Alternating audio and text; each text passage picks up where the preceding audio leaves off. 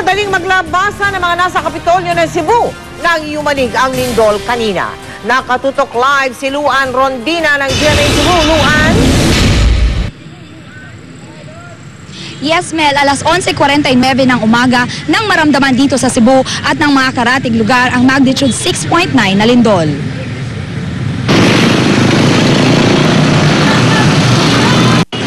Nagulat ang maraming Cebuano nang maramdaman ang pagyanig bago mananghali. Ang mga tao dali-daling lumabas mula sa mga gusaling pinagtatabakuan at mula sa kanilang mga bahay.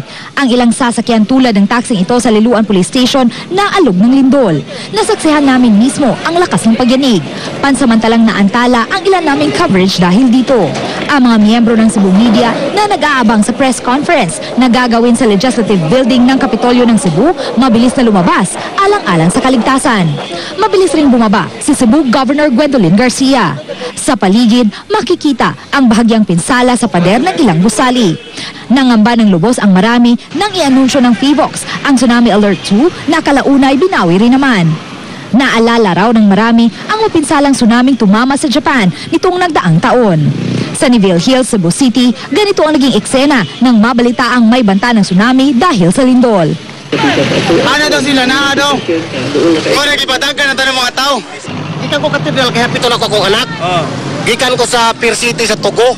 Kaya pauli nami. Karon abot na ako sa katedral, may nakasakay na ni. Wa na ang tao, gikan sa Tuninyo nang gawas naman.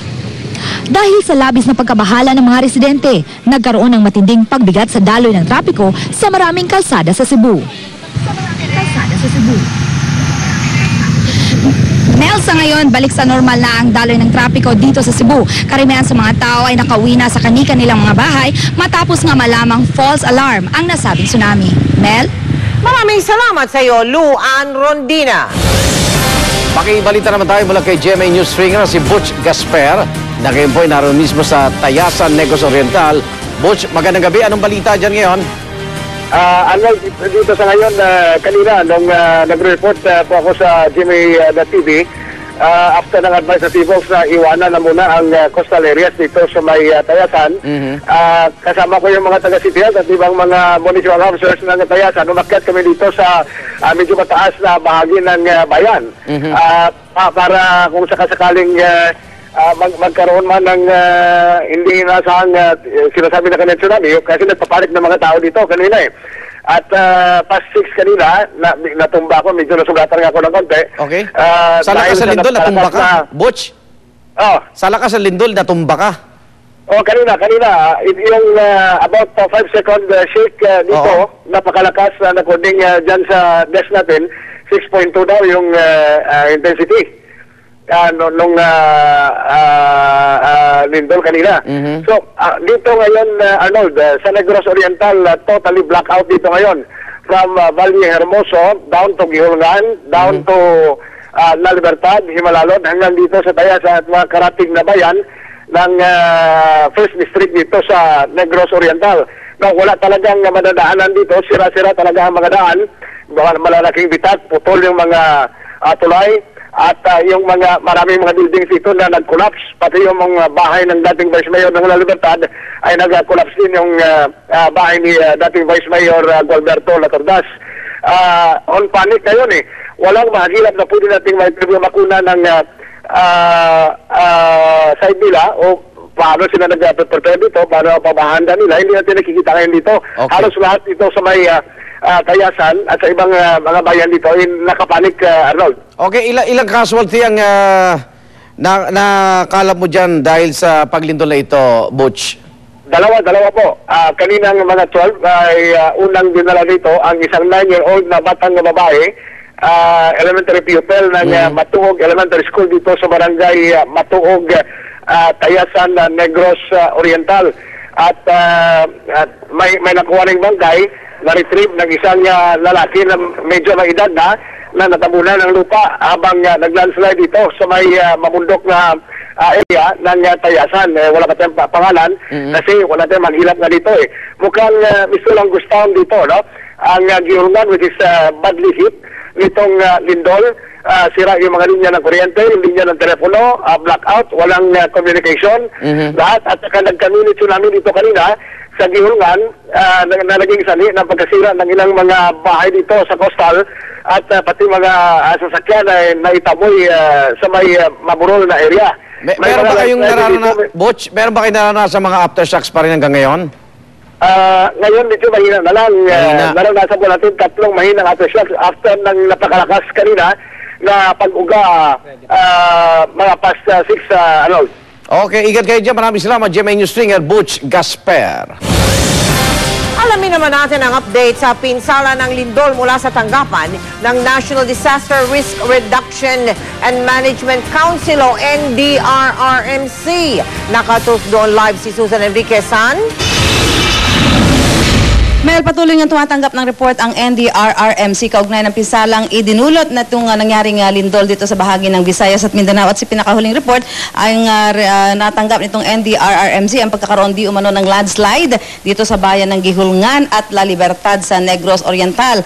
At sa initial report, sinasabing meron di umano mga natabo ng bahay at kinukumpirma pa nila ang report na may mga nawawala umano dahil dun sa nangyaring landslide. Pasado alas 4 ng hapon, Mel, nang makatanggap ng sunod-sunod na report ang NDRRMC kaugnay ng pinsalang idinulot ng lindol at ang kabilang nga sa natanggap nilang report ay ang pagkasawi ng 7 katao dahil sa nangyaring lindol. Matapos ang 6.9 magnitude na lindol na yumanig sa Region 6 at 7, isang grade 6 student ang unang nai-report na namatay. Kinilala itong si Ana Fe Estrabella ng Himalalud, Negros Oriental. Ayun yung pader ng chapel naman ito. Chapel na nadaganan siya. 4 naman ang nasawi sa Gihulngan, Negros Oriental dahil sa nangyaring lindol. May 2 ring nasawi sa Tayasan, lalawigan pa rin ng Negros Oriental. Isa na dito ang 9 na taong gulang na nakilalang si Bernadette Raidan na nabagsakan umano ng concrete wall. Bukod sa mga nasawi, may mga bahagyang pinsala din sa ilang gusali at infrastruktura sa Negros Oriental. Ang mga kalsada na nagkaroon ng bitak, nadadaanan pa naman daw ng mga motorista. At dahil nga sa nangyaring paglindol, pinawi na ng NDRRMC ang pangamba ng mga residenteng naapektuhan ng lindol. Yung mga lumikas, pwede nang bumalik dahil may advisory na ang ating DOST na wala nang ini-expect natin na aftershock. So wala na rin tsunami, so pwede nang bumalik sa kanilang mga tahanan. Inaasahan ng NDRRMC na ngayong gabi ay patuloy silang makakatanggap ng mga report sa pinsalang idinulot ng lindol, lalong-lalo na doon sa mga liblib na lugar dahil nga kanina ay naputol ang linya ng komunikasyon pag tinaang supply ng kuryente, kaya inaasahan nila na sa mga darating pang oras ay saka sila makakatanggap ng report sa mga pinsalang maaaring idinulot nito. Mel?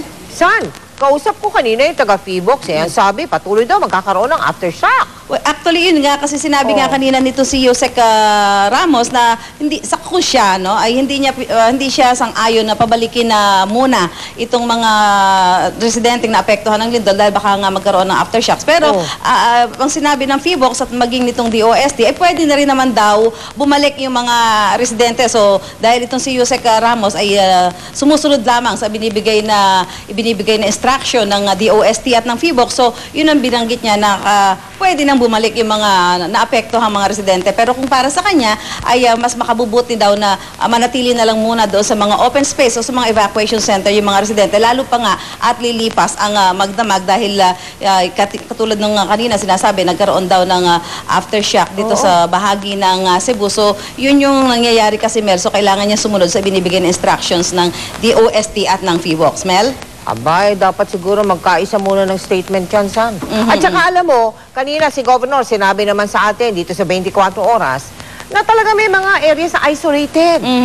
Marami daw mga tulay na nagbagsakan. Actually, yun nga. So, ito yung sinasabi ng NDRRMC. Inaasahan nila na ngayong gabi pa lang, Mel, papasok lahat yung mga report, yung sunod-sunod na report dahil doon sa lalong-lalo na doon sa mga lugar na hindi pa agad napuntahan at kailangan pa nilang kumpirmahin yung mga nakakarating na report, yung mga missing, kung meron pa nga bang mga nasawi. So, yun yung kailangan pa nilang i-verify at kumpirmahin talaga kasi para hindi mag-cause ng panic, no, doon sa mga kababayan natin. Pero yun nga, sabi nitong NDRRMC ay kung ano yung sinabi ng Feebox at ng DOST ay kumbaga sila yung mas nakakaalam kung ano ba ang maaari pang idulot nitong nangyaring paglindol kaninang umaga. Mel? Alam mo, San, sabi kanina ng Feebox, ano sabi nakakausap natin? Ginoong Ismael Narag. Yan ang Feebox. Sabi niya, pwede daw pabalikin, pero kinakailangan pa-evaluate muna yung building, Yes, lalo na kung ito meron ng mga crack at meron ng mga pinsala, bago daw pabalikin ng mga tao, kailangan pa-check muna yung yan sa mga structural engineer, wari siguro, no? Actually, hindi natin sinasabi namin kay Yusek Ramos kanina dahil hindi naman siya umaalis dito dahil siya yung patuloy na tumatanggap ng mga reports. So, paano po kung may mga damage na yung building o kaya yung bahay, maglilipas ang magdamag, ano? Sabi niya, kung sinabi ng FIBOX at ng DOST na wala na maaari pang idulot kung magkaroon man ng aftershocks, kailangan inusundin niya dahil sabi nga niya, siya ay tagatanggap lamang ng report dito at taga-relay ng mga information na nanggagaling doon sa mga concerned agencies dito sa mga ganitong pangyayari gaya nga ng paglindol. Ay, nako! Maraming salamat sa iyo, Susan Enriquez! Kaligtasan mo sa Alerto 24. Patay ay isang ginang habang sugatan naman ng kanyang 3 anak. Lampag sa saksakin sa loob ng kanilang bahay sa Caloocan. Ang suspect, customer umano ng biktima sa kanilang video karera. Si Ian Cruz, naka-alerto 24. Pasado alas 4 ng madaling araw nang gumising daw ang biktimang si Ana Alejandro Agulio at 13 taong gulang na anak para maganda sa pagpasok sa eskwela. Sa paunang investigasyon, nagkape raw mag-ina sa kusina at pagbalik sa silid, naroon ang suspect na si Ivan Luc Limaco na umano'y customer nila sa video karera. Nakapasok raw ito sa sinirang bintana. Nanghingi pa raw itong tubig kay Ana at sumama pabalik ng kusina. Ang anak naman daw pinabalik sa silid. At nang saksakin na raw ng suspect si Ana, naalimpungatan ang isa pang anak na 15 anyos. Nagbukas daw ito ng pinto ng kwarto, kaya napagbalingan ng suspect at isinunod saksakin ang iba pang kapatid. Dahil sa komosyon, nagising ang kapitbahay at kaanak na mag-iina, kaya nakahingi sila ng tulong. Pamabes na nagsigaw uli, sinilip ko na baka kung ano na yun. Nung pag silip ko, nakita ko sinasaksak na yung pinsan ko. Nano ko yung parang hindi ko kasi matungkab eh. Humingi na agad ako ng tulong.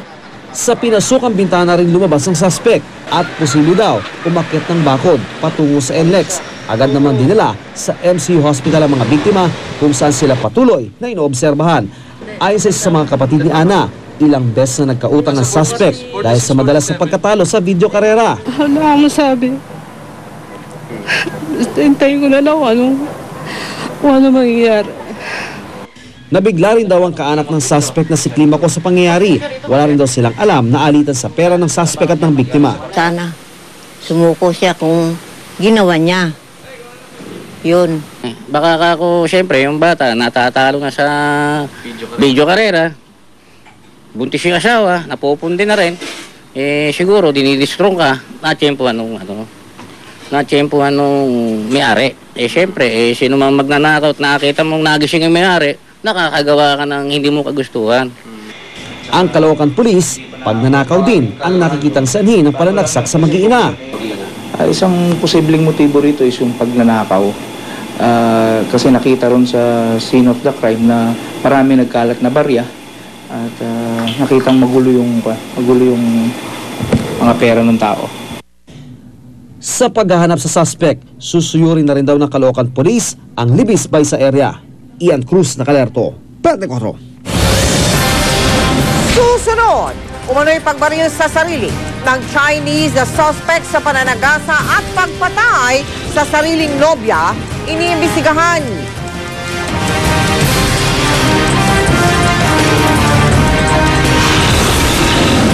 Kambal sa Bulacan, kapwa may bingot.